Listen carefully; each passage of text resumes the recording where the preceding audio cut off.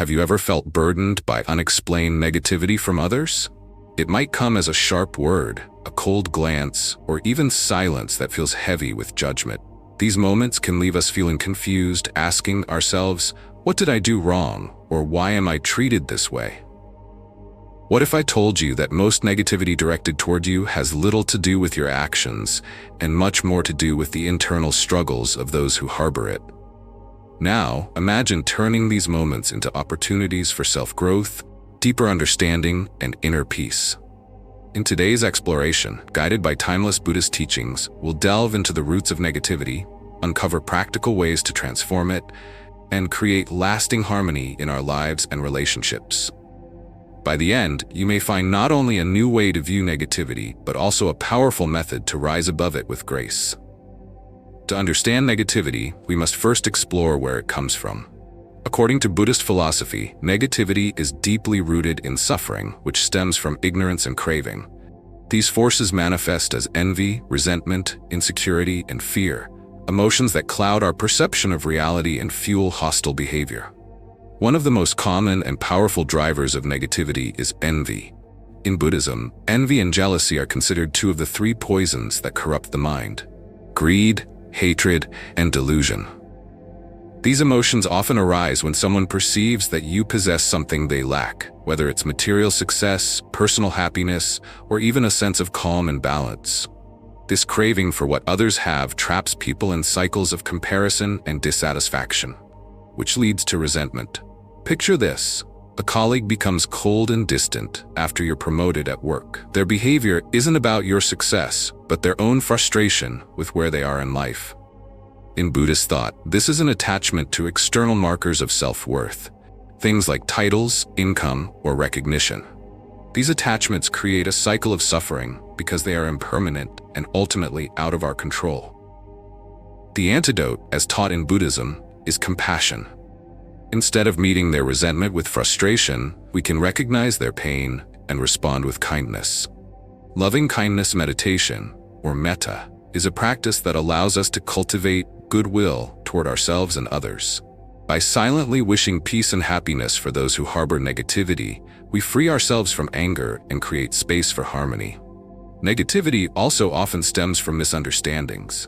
Communication is at the heart of human connection, but it is also a common source of conflict. When there's a gap between intention and perception, even the smallest misstep can plant the seeds of resentment.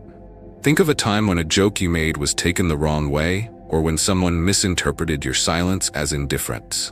These misunderstandings can grow over time if not addressed. Buddhist teachings on right speech, part of the Noble Eightfold Path, offer a remedy. Right speech emphasizes clarity, kindness, and mindfulness in communication. By aligning our words with our intentions and listening actively to others, we can bridge gaps and prevent conflicts from escalating. When misunderstandings do occur, a sincere apology or thoughtful clarification can go a long way in restoring harmony. Another source of negativity arises from differences in values and perspectives. Each person's worldview is shaped by their experiences, and when these perspectives clash, tension can arise. Imagine a vegetarian at a family barbecue. They might feel judged for their choices, while others might feel criticized for theirs. Such moments highlight how attachment to our own beliefs can blind us to the validity of others' perspectives.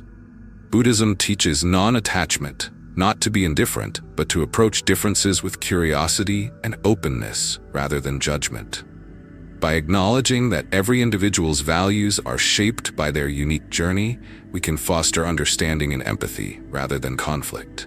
Having explored the roots of negativity, let us now turn to how Buddhism teaches us to navigate it.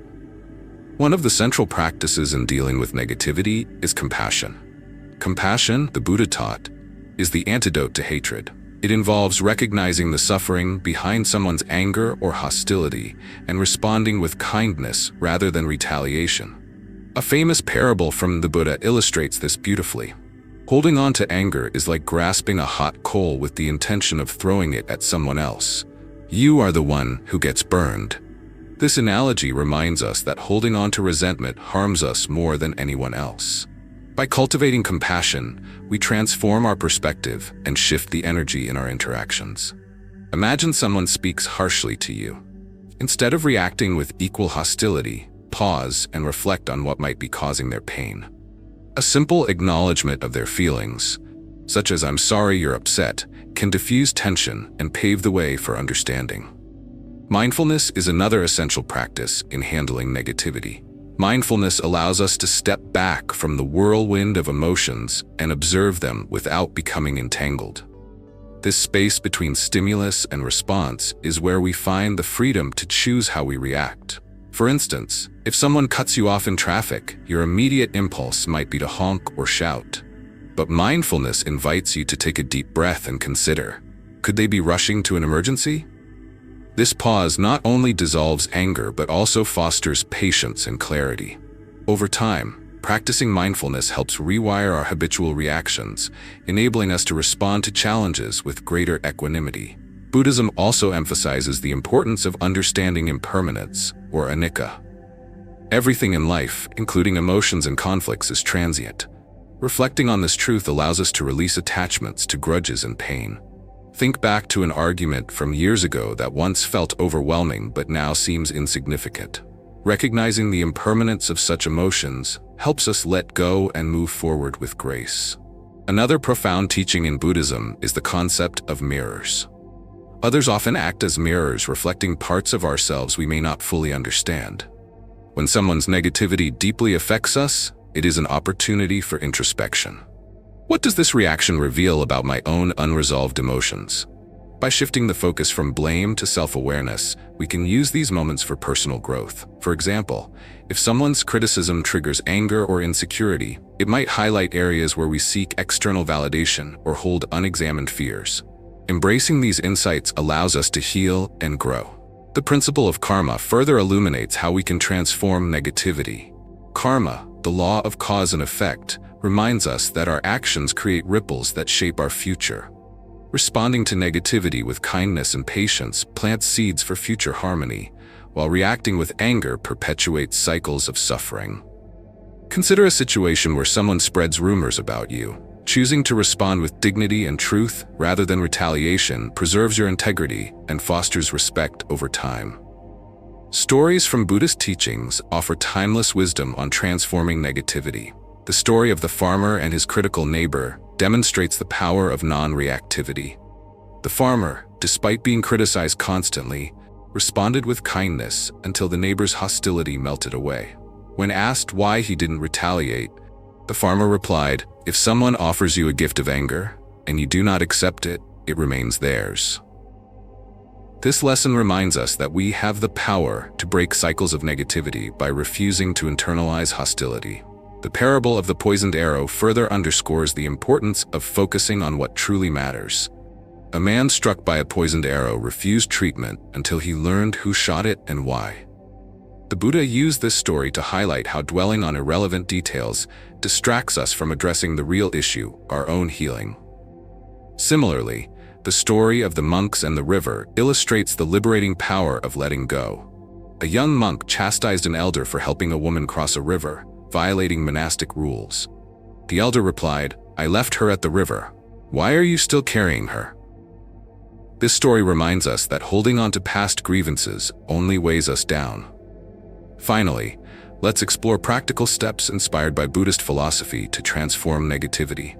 Practicing loving-kindness meditation fosters goodwill toward ourselves and others, dissolving resentment and creating inner peace. Embracing non-attachment helps us let go of the emotional weight of criticism or control. Self-reflection turns conflicts into opportunities for growth, while setting healthy boundaries protects our well-being without closing our hearts. Mindful breathing grounds us in the present moment, and gratitude shifts our focus from suffering to the blessings hidden within challenges. Acts of kindness create ripples of positivity, while meditating on impermanence reminds us that no emotion, positive or negative, lasts forever. By integrating these practices into your daily life, you can transform negativity into a source of strength, wisdom, and compassion. The journey to peace begins within, and each small effort contributes to a more harmonious and meaningful existence. Let these teachings inspire you to rise above negativity, nurture kindness, and live with grace and resilience.